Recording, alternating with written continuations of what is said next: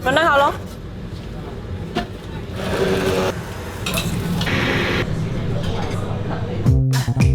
John, I garnish, you have new ones?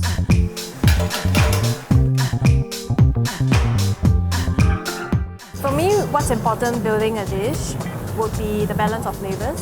I put together sweet, sour, salty, bitter, umami on every plate. So it's almost like an adventure in your mouth. And then we finish it off with a good amount of acid.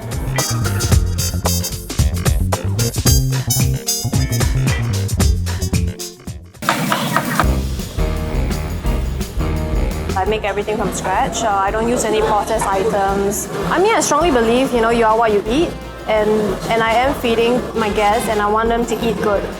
So for me, I don't use any artificial preservatives, no MSG. So we make everything in-house and I have a better control of how I want the end result to be.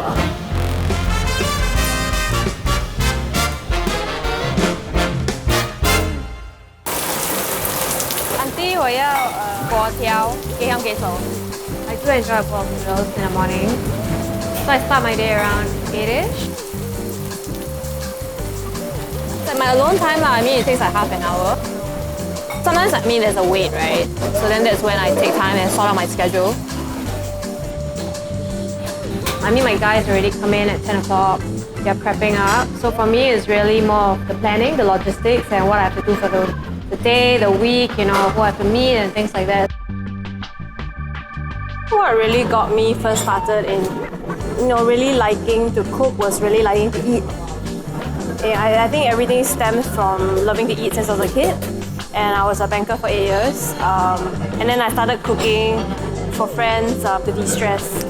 And then later on I decided to do it for my second career. I didn't want to just do typical cuisine. I wanted to weave in part of my childhood and then part of my training and then part of my travels into every dish.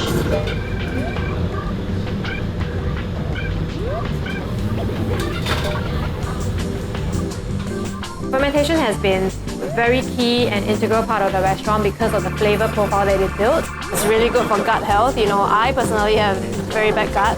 That's why I started doing a lot of fermentation, eating a lot of kimchi, and it's kind of just cured me and I want to share that. I don't explicitly tell people, because sometimes people get the wrong impression of fermentation. They think it's always very sour, but we try and build it into different sauces so that you get a nice roundness out of it instead of just like acid, or sour. And then you see people's faces like, it's too sour.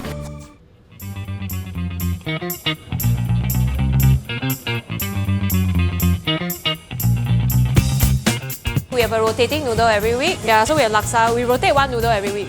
Today, this week's noodle is wanton mee. New ticket, 2 packs, 45. Rendang, clam, duck rice cake, wagyu pana. John, 5 rendang, please.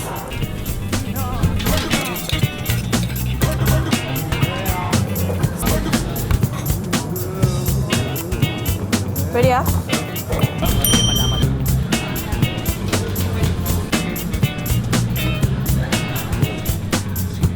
Table 1 clam, table 5 clam. Yeah, also opening that.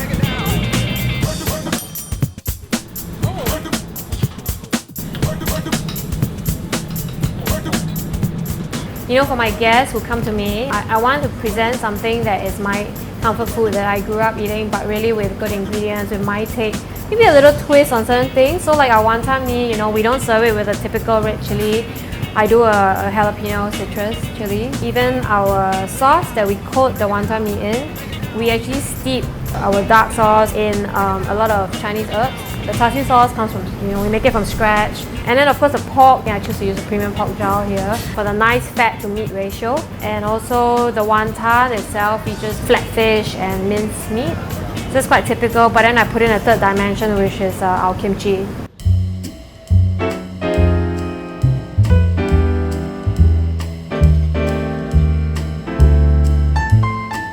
Food to me is very special, and cooking as well, because it brings a lot of joy to people. It's not just the taste, but also the nourishment that you get and conversations. And if you think about all the times that you really spend over festive seasons, and it's always around food, and I think that's why it's special to me.